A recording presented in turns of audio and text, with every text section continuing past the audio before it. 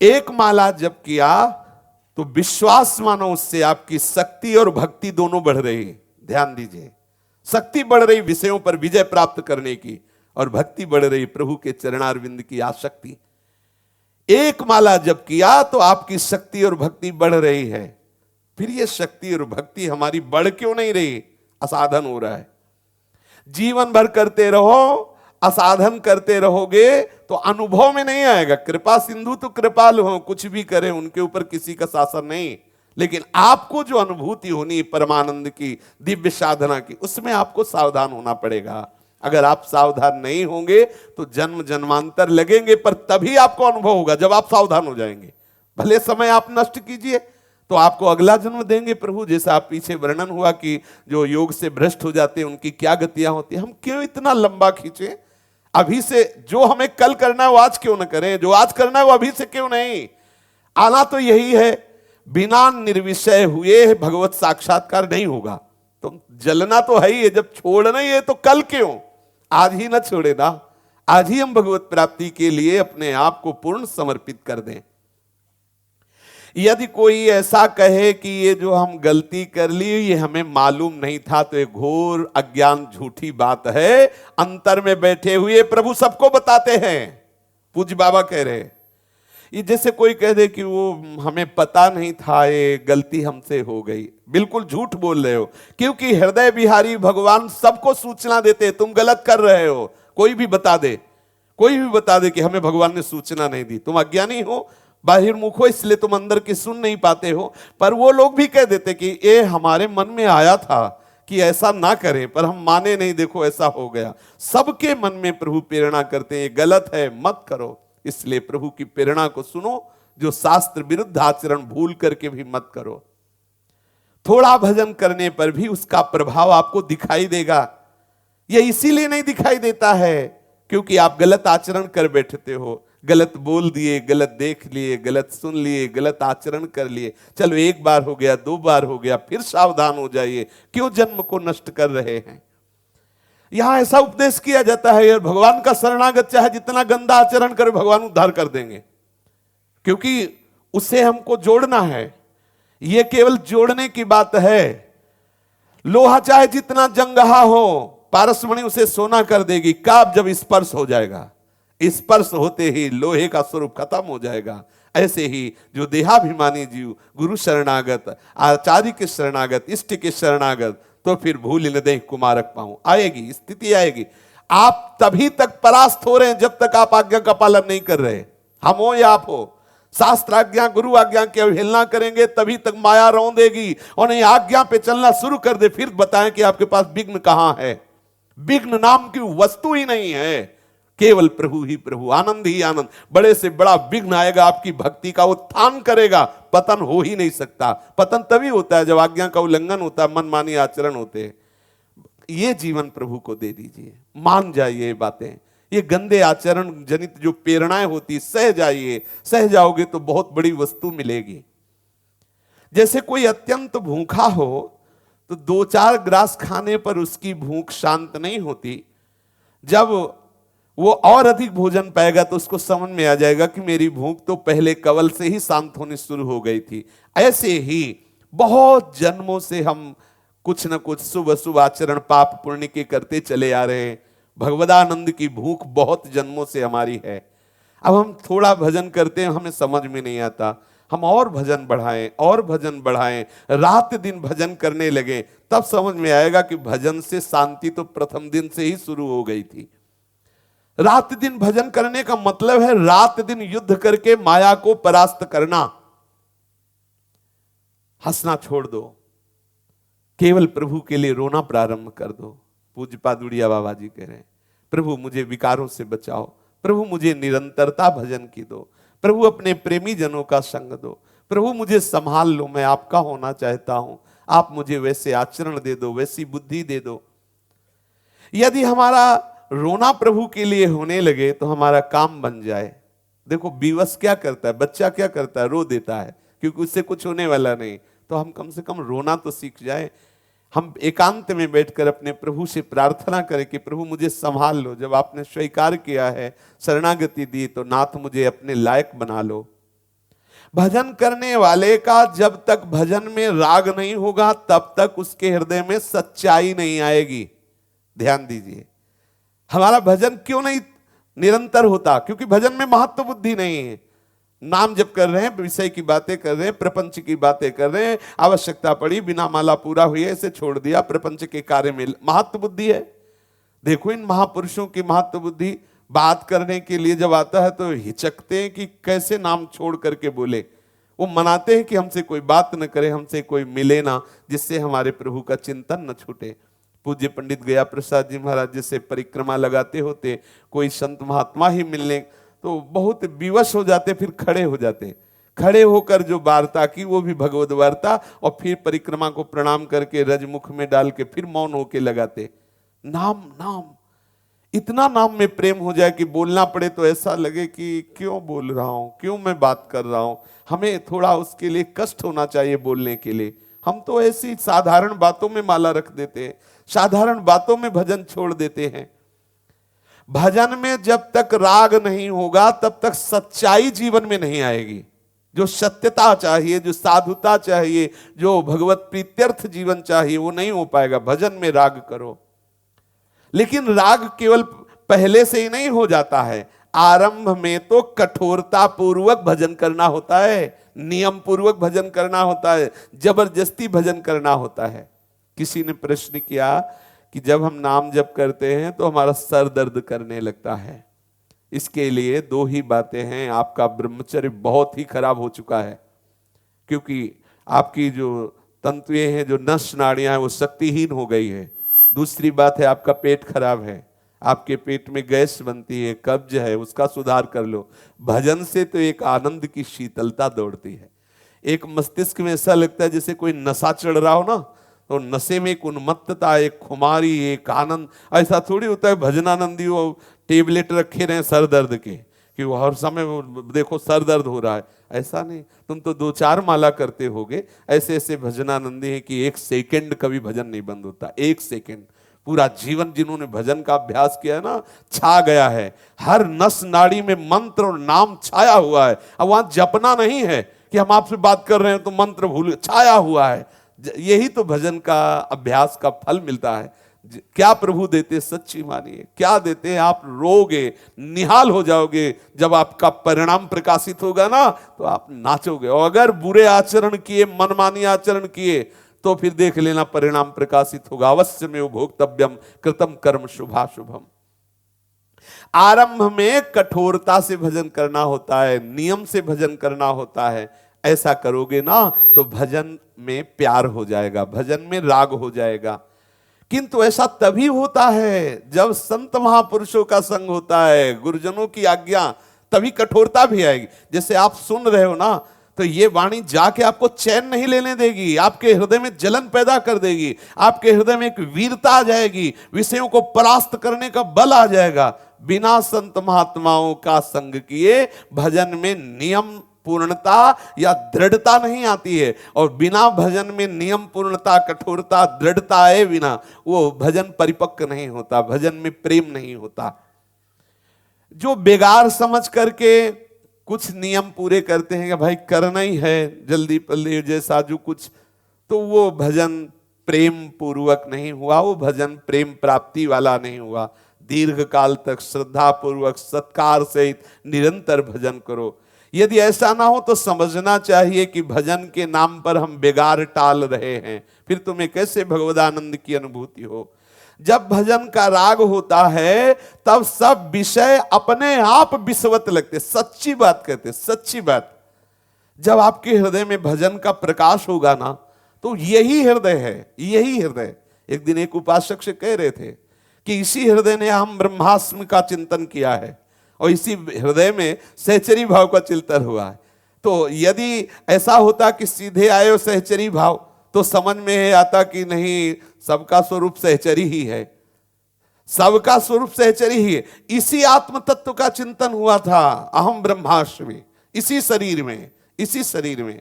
और इसी का चिंतन उन्हीं की कृपा से जब हुआ कि मैं से, तो वही आत्मस्वरूप सहचरी जो आत्मस्वरूप अहम ब्रह्मास्मि, वही आत्मस्वरूप सहचरी, वही आत्मस्वरूप सखा, वही आत्मस्वरूप गोपी, वही आत्मस्वरूप दास, जैसी भावना आप करो वैसे ही आपका आत्मस्वरूप प्रकाशित हो जाता है, वैसे ही प्रकाशित हो जाता है। इसीलिए कह रहे हैं कि आप जब भजन करोगे, भजन का प्रकाश होगा तो समझाना नहीं पड़ेगा, सच्ची मानिए, कुछ अच्छा नहीं लगता, कोई सार वस्तु मन को समझाना नहीं पड़ता कि अरे ये विषय भोग ना करो नहीं तो भगवत प्राप्ति नहीं, ऐसा नहीं होता। जैसे तुम शौच को लपेटना नहीं चाहोगे, जैसे तुम बमन को खाना नहीं चाहोगे, जैसे विष को खाना नहीं चाहोगे, ऐसे ही तुम ब्रह्मादि के भी भोगों की लालसा तुम्हारे हृदय में नहीं रह जाएगी। ऐसी घृणा बुद्धि पैदा हो जाएगी भजन से। ऐसा मत समझो कि भजन करने वाले नाटक करते हैं, ऐसा मत समझो। जो वास्तविक भजन मार्ग में हैं, कोई भी विषय उन्हें परास्त नहीं कर सकता। बिल्कुल समझ लीजिए, सत्य विषय समझ लीजिए, हृदय में राग ही खत्म हो जाता है, असलियत समझ में आ जाती है। असलियत, वास्तविक सुख नहीं। कहां सुख है? बैठकर विचार कर लो एकांत में, किस जगह में सुख है, कौन सी वस्तु में सुख? केवल भ्रम। वो मृग भागता रहता है कि यहां जल नहीं, वहां जल नहीं, वहां मर जाता है, कहीं उसको प्यास नहीं बुझती। ये बात तभी समझ में आएगी जब आपका भजन होगा। भजन होगा तो कोई भी विषय आकर्षण रह ही नहीं जाएगा। हर विषय झूठा, हर विषय आपको विषवत लगेगा, पर ये विषयी पुरुष नहीं समझेंगे, उनको लगेगा केवल प्रवचन है, केवल भाषण है। नहीं नहीं, भजन करके देखो। बाबा कह रहे भजन का जब राग जागृत होगा तो विषय विषवत आपको अनुभव में आएगा। जब तक आपकी भजन में लगन नहीं है तभी तक ये सब गड़बड़ी है। संत श्री नारायण स्वामी जी कहते हैं, लगन लगन सब कोई कहे, लगन कहावे सोए, नारायण जा लगन में तन मन डारे खोए। वही लगन है जिसमें ना तन की शुद्धि रह जाए, ना मन किसी विषय का संकल्प करे, एकमात्र प्रीतम का चिंतन। कर्णवास से प्रायः 5 मील उत्तर में भेरिया नामक एक गांव है। उसके समीप विरक्त संतों के लिए एक आश्रम है, जिसमें अलग अलग अनेकों साधकों ने छोटी छोटी झोपड़ियां बना रखी थी और वहां वो सब साधना करते थे। पूज्य बाबा को जब पता लगा तो इतने बड़े महापुरुष होने पर भी ये दर्शन के लिए जाते। ये संतों की महिमा होती है कि देखें कैसे कैसे साधक भजन कर रहे हैं वैराग्य पूर्वक। तो बाबा वहां गए। इन आरण्यक विद्यालय के विषय में एक बार एक सज्जन ने महाराज जी से पूछा था। महाराज जी जब वहां गए, दर्शन हुए, तो वहां एक आए हुए थे। तो उन्होंने बाबा से कहा कि बाबा, ये साधक जन और साधु महात्मा जन ये भजन करते हैं और भीख मांगकर खाते हैं, क्या ये अकर्मण्यता नहीं है? अरे कमाएं खाएं, ये तो भीख मांगते खाते हैं और माला चलाते हैं, ये क्या ठीक है? बाबा से कहा ये अकर्मण्यता नहीं है। तो बाबा ने उत्तर देते हुए कहा, अकर्मण्यता, अरे ये परम पुरुषार्थ है, परम पुरुषार्थ। सब लोग समझते हैं कि बाबा जी जो है ना भगवत मार्ग के पथिक, ये बड़े कायर जैसे होते हैं। कोई काम धंधा तो है नहीं, तिलक लगा लिया, माला, और यहां भंडारा वहां भंडारा खाया, वो पड़े हैं, बोले हराम का खाते हैं और पड़े इसलिए से। सच्ची मानिए, सत्य मार्ग पर चलकर देखिए, इससे बड़ा कोई काम है ही नहीं। त्रिभुवन में इससे कठिन कोई काम नहीं। सुन रहे हो ना, अभी थोड़ी देर पहले से अभी तक सुन रहे हो, है हिम्मत, छाती में हाथ रख के देखो। फावड़ा चला लेना, नौकरी कर लेना, पेशा कर लेना, खान पान सब वो एक अलग क्षेत्र है। जरा इस क्षेत्र की बातें सुनो। देखना चाहते हो देख नहीं सकते, छूना चाहते हो छू नहीं सकते। मन को मारकर सच्चिदानंद प्रभु में प्रतिपल लगाओ, एक क्षण के लिए भी अंतराय ना हो। यह है परम पुरुषार्थ। तुम समझते हो हम काम कर रहे हैं, बाबा जी जो है वो बेकार बैठे रहते। बाबा जी जो काम कर रहे हैं, ब्रह्मा भी प्रणाम करते हैं उनको। ब्रह्मा जी रोज प्रणाम करते हैं, मतलब प्रत्येक दिन में वो सब संतों को, भूत भविष्य लोग 14 में भय होए हरि प्यारे, सबको प्रणाम कर। ये बहुत बड़ा कार्य है। आप इसको देखना चाहते हो तो कर लो। 1 घंटे के लिए कमरे में दरवाजा बंद कर लो, किसी से मिलो मत, कोई और चिंतन न होने पाए, केवल नाम का चिंतन हो। फिर देखो कितना कठिन है। फिर देखो आपको ऐसा लगे कि भागो यहां से, बेकार, मतलब इतना। एक बार श्री आद्य गुरु भगवान शंकराचार्य जी गंगा किनारे भ्रमण कर रहे थे, तो 2 मछुआरे, एक बंसी होती है ना बांस में ऐसे फंसा के मछली वाली पकड़ने के लिए, वो ऐसे बैठे थे। कभी हिल जाए तो ऐसे आश्चर्यचकित होकर बाहर निकालते, पता चला मछली है भी कि नहीं। भगवान शंकराचार्य जी ने कहा इतनी एकाग्रता, इतनी तन्मयता यदि ये भगवान में दे दे तो इनका कल्याण हो जाए। नजदीक गए, उनका कितना रुपया कमा लेते होगे, तो उनका परिवार का पोषण होता है, 10 20 50 जो भी मिल जाते हैं ऐसे मछली मारने से। बोले चलो एक आश्रम में चलो, 4 घंटे वहां श्रीमन नारायण नारायण नारायण करना, आपको भोजन मिलेगा, आपके परिवार के लिए भोजन दिला देंगे और जितने रुपए तुम रोज कमाते हो वो दिला देंगे। चल दिए, आए, बोले शुरू करो, यहाँ बैठ के नारायण नारायण शुरू करो, भोजन की व्यवस्था सब हो जाए। वो जहां 1-2 मिनट व्याकुलता हुई उन्होंने शंकराचार्य जी से कहा इससे तुम डबल भी दो तो हम नहीं रुकेंगे, हमें वो मछली मारना अच्छा, ये सब नहीं, नारायण नारायण भगवान नाम पापवंत कर सहज स्वभाव भजन मूर्ति भाव न का।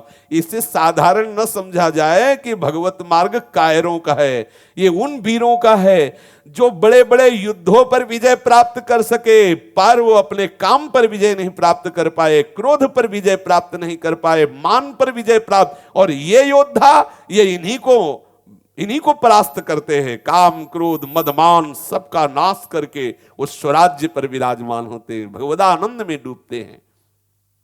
बाबा ने कहा यह कर्मण्यता समझते हो इसे, कैसी तुम्हारी बुद्धि मारी गई है। अरे परम पुरुषार्थ है, जीव को भगवान कृपा करके मनुष्य शरीर देते हैं केवल भगवत प्राप्ति के लिए, केवल भगवत प्रेम के लिए। जो सर्वस्व त्याग करके परमार्थ का पथिक बनता है, धन्य है उसका जीवन। वो अकर्मण्य कहते हो उसे, कायर कहते हो उसको, वो समझते हो कि भीख मांग के खाते पेट भरते, बेकार तुम्हारी बुद्धि मारी गई है। चल के तो देखो इस मार्ग में। अभी एक भगत परिवार थे, वो बहुत दंडवत, बहुत प्रणाम, बहुत वो, उनका थोड़ा लड़का भजन के लिए उसका, तो हम कहा ठीक वैराग्य मार्ग में आइए, और लो परिवार पता नहीं पूरा परिवार है गायब ना कोई अरे बोले जानते हो ये मार्ग कैसा है, इसे खिलवाड़ समझते हो। दूसरे का जब सूली में चढ़ता है तो बोले बहुत भाग्यवान तुम्हारे, और जब अपना नंबर आता तब पता चलता है। दूसरे का लड़का बाबा जी बोले तो बोले तुम्हारे बड़े भाग्य, तुम्हारा कुल पवित्र, और जब अपना तैयार हो तो तब भी पता चलेगा। ये साधारण नहीं है मार्ग, आप चल के तो देखो इस मार्ग में, हृदय की गति आपको बता देगी कि ये मार्ग क्या है। दूर से केवल बोल देना बाबा जी सब पाखंडी, बाबा जी सब, चल के तो देखो ये उन बहादुरों का मार्ग है जहां बड़े बड़े बहादुर हार गए, वहां ये विजय प्राप्त करते, काम क्रोध लोभ मोह मद मत्सर सबको परास्त करके और प्रभु के चरणारविंद की समीपता प्राप्त करते हैं। पूज्य बाबा ने ये कहा कि ऐसा कभी चिंतन नहीं करना चाहिए किसी को, ये बहुत बड़ा अपराध है कि संत लोग ये कायर हैं, ये भीख मांगते खाते हैं, ये किसी काम के नहीं, ऐसा मत सोचो। देखो संत महात्मा जन एकांत में बैठकर भजन करते हैं तो उसका प्रभाव संपूर्ण विश्व को प्राप्त होता है।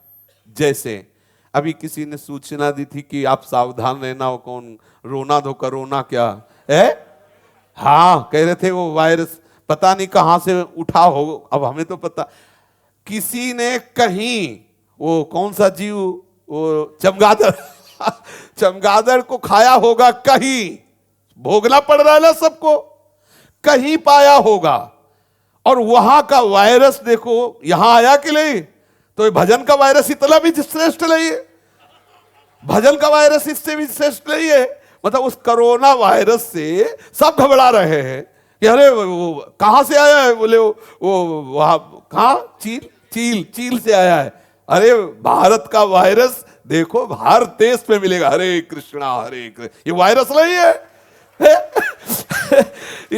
एकांत में बैठा हुआ महात्मा रामकृष्ण हरि बोल रहा है, तुमको उसके वायरस पर विश्वास नहीं है।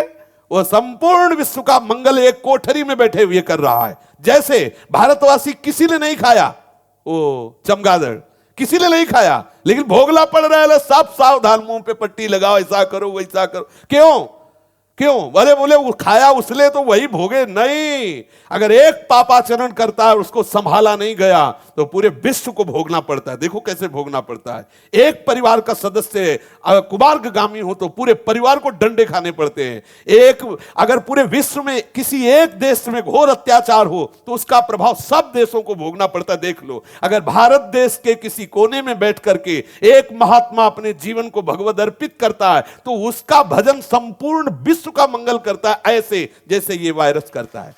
पर यह बात सबकी समझ में नहीं आएगा। ये बात तो समझ में आ जाएगी वायरस वाली, लेकिन ये समझ में नहीं आएगी भजन का भी वायरस होता है। हाँ, भजन का वायरस जन्म मरण के महान दुख से आपको मुक्त कर देगा।